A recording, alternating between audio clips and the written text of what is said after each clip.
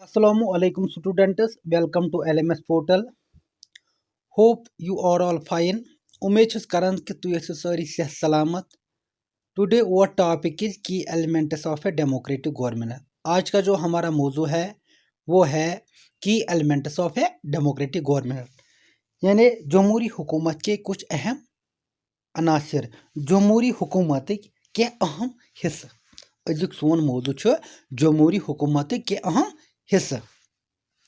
In this chapter, you will read about some of the key elements that influence the working of a democratic government. दपन इस सबक में आप जमहूरी हुकूमत के कुछ अनासिर के बारे में पढ़ेंगे जो जमहूरी हुकूमत के काम को मुतासिर करते हैं. यह सबकस मंज हसा पढ़ियो तुई कि जमहूरी हुकूमत के अहम हिस्से, के अहम पार्ट, के अहम एलिमेंट यम हसा जमहूरी हुकूमत के कामन पे असर छ त्रावन. यानी तथ मन क्या दीज इनक्लूड्स पीपल्स पार्टिसिपेशन. अत मन लुकन हिंद शिरकत करें. इत तुम पतमिस चैप्टर व्हाट इज गवर्नमेंटस मन पढ़ो कि लुक हसा डेमोक्रेसी में शिरकत करें. तिम वोट त्रावन और एलेक्ट देयर रिप्रेजेंटेटिव और तिम हसा पन नुमाइंद पाने चुनन. गो अगर अस वो पावर सोरे पावर गमन लुकन अत तिम हेकन तमिस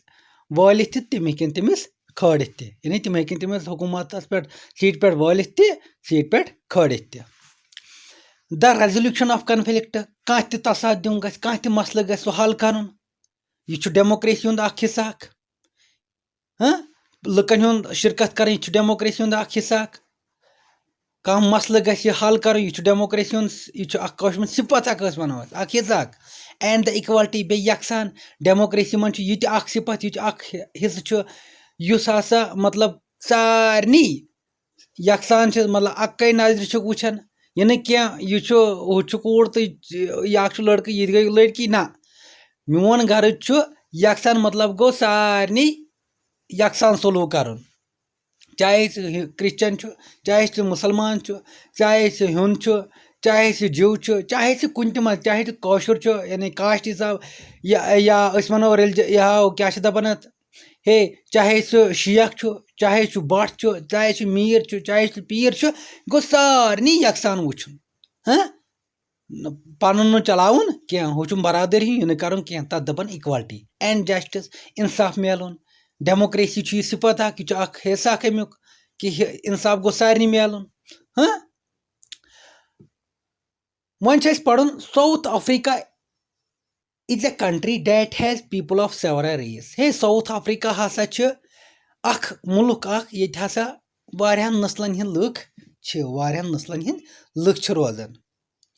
These are black people who belong to South Africa. There are black people who belong to South Africa. Krihin look yim South Africa ki aas. White is who came there to settle. Safed यानी तम Kasar M one England काजर उथे Africa मज क्रिहिन यम ततकी और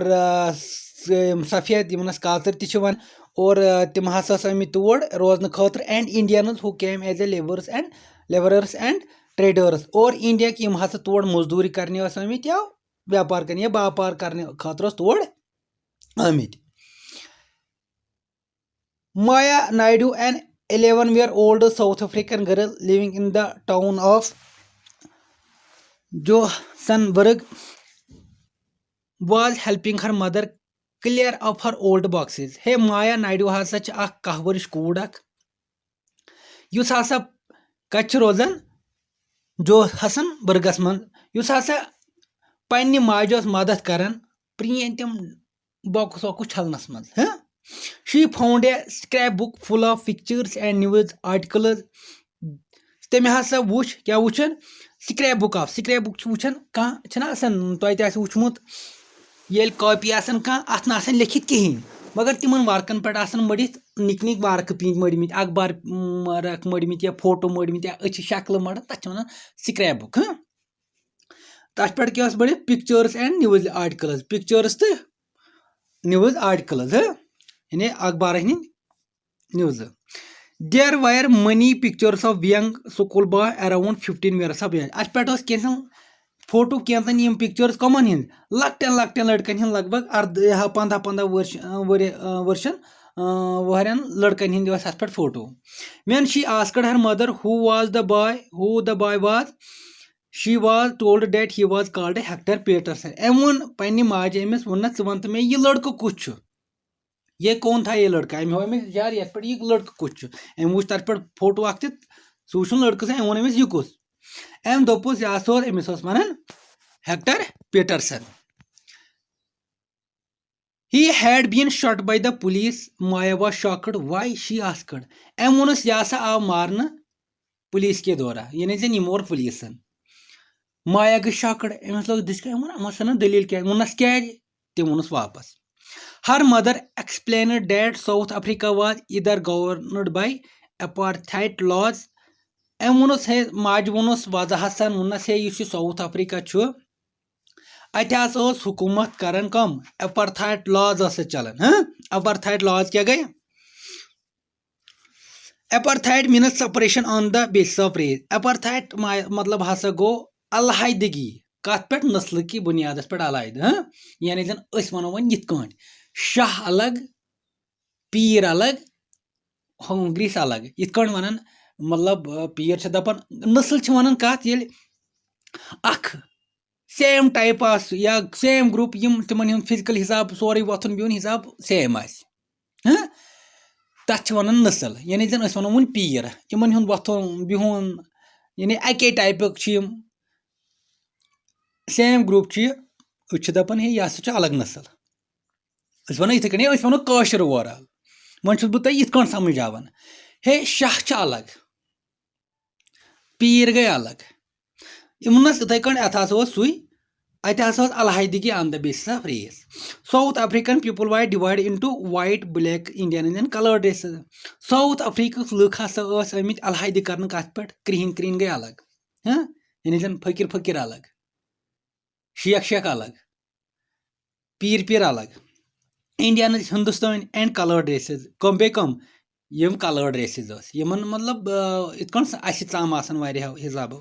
वारिया रंगो according to this law एम apartheid law हिसाब क्यों these races were not allowed to mingle with each other to live near each other or even to use common facilities एम apartheid law हिसाब क्यों कहीं त नस्ल ना सा है एक मतलब एक दूसरे मिलावट गई ने रलियत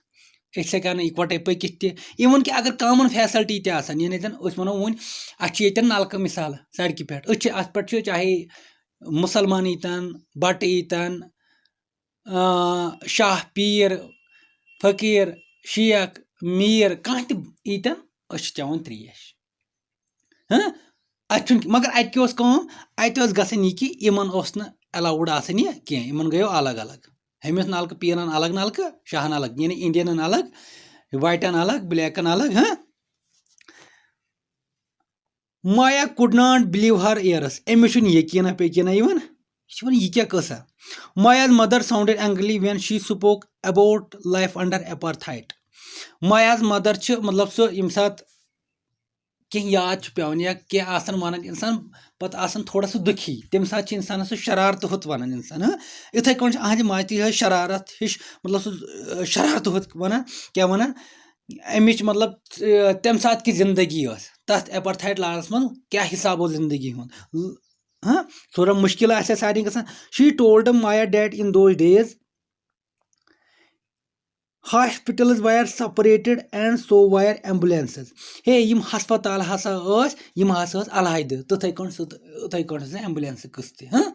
इत हस्पताल अलग अलग तथे एम्बुलेंस कस्त क्या an ambulance meant for white people would always be well equipped while one meant for black people was not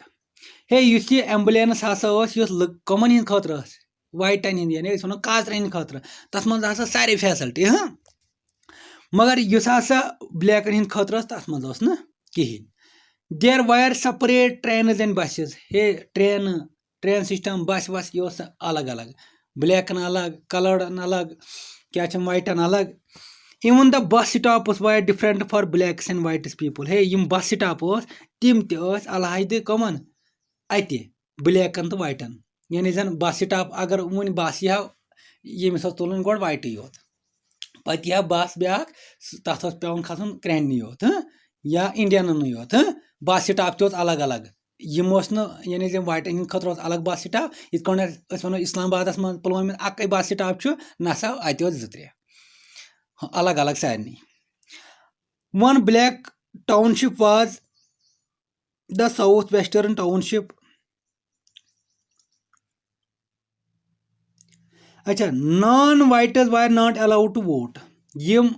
non whites चाहे इंडियन ब्लैक्स क्या इन अलाउड वोट त्रानस खतर कह डेमोक्रेसी मन 18 वुर हर कुन गो सह एलिजिबल वोट त्रान खतर चाहे सह कम मजहबुक कम कास्टुक सह हेक वोट त्रित the best land in the country was reserve for the white people सारे खुद असल जमीन सह कमन हंद खतर आम थवन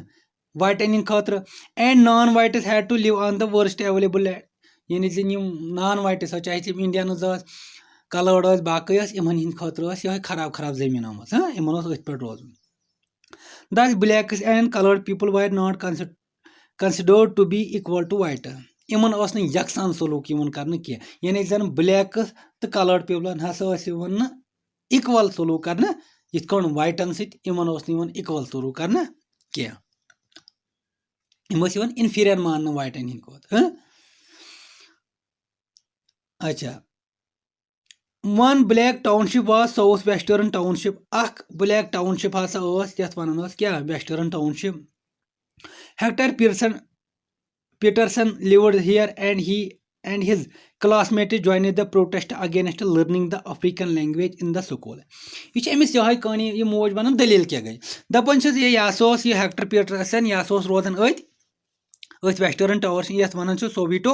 यह अत रोजान बे तो अहद क्लास बाकी क्लासमेट्स हसा कोर हसा कोर ज्वाइन कत प्रोटेस्ट यानी प्रोटेस्ट चलान कत पे हे अत वन अफ्रीकन लैंग्वेज हेचू सा दिस वाज द लैंग्वेज यह African language so language white spoke African language वन हेचू सा यह कस वन कम बोलान यम वाइट यह लैंग्वेज बोलान Hector and other school student were being forced to learn these language but they wanted to learn their own language Zulu यम प्रोटेस्ट कर अत जन वन मुन हे तुम करो सा तुम हेचू सा हिंदी या बदल कह चाइनीज लैंग्वेज या हिंदुस्तान वन बदल कह लैंग्वेज इंग्लिश हेचू ज्यादा गो अस कह फतरती वन सन सा त्रथी उर्दू सन सा त्रथी तुम हेचू बदल कह तम दिमो जॉब यमिस हिंदी तक लेखुन पढ़ुन गो लगन तो फिलहाल 1 वर कुन यीतिस कालस यह हेचो हाँ इथे कम तरान प्रोटेस्ट हे क्या हसा हेचो पन लैंग्वेज जुलू हसा क्या करो अथ लैंग्वेज मं हेचो सोरे हाँ मगर इन क्या मजबूर कर तुम हेचो अफ्रीकन लैंग्वेज तवे प्रोटेस्ट कर they wanted to learn their own language वन हसा हेचो पन language Zulu the South African police beat up the protesters mercilessly and shot at the crowd हे यह पुलिस अतुक अमे हसा बेरहमी सान लो यमो लुकन यम प्रोटेस्ट करान and shot at the crowd और करक फायरिंग अत पे क्राउडस पे लुकन जमा लुक इमन पे कर firing one of their bullets killed Hector अखा गोल आई हेक्टरस this was on 16th June 1976 यह कस दो 6 जून 1976 दो यम सात हेक्टरस गोल आय प्रोटेस्ट कर हसा पढ़ो पन्नी लैंग्वेज मं हसा हेचो सोरे यह पन्नी लैंग्वेज गज बेहतर हाँ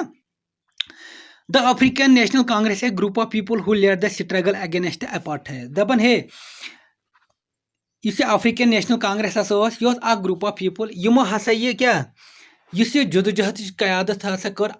कत खिलाफ अपार्थाइडस खिलाफ अमो मं हसा and their most well known leader हसा Nelson Mandela who fought their apartheid for several years ये नेल्सन मंडेला कांग्रेस अख नफर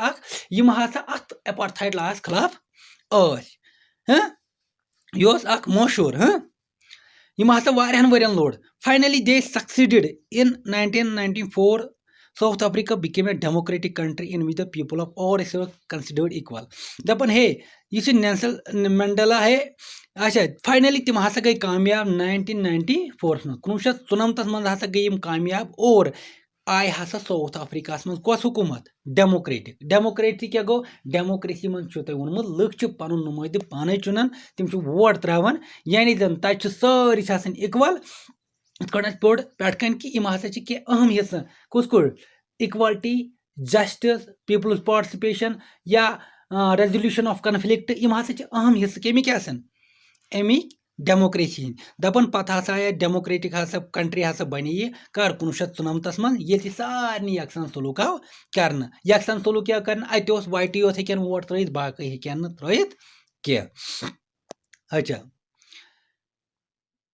पार्टिसिपेशन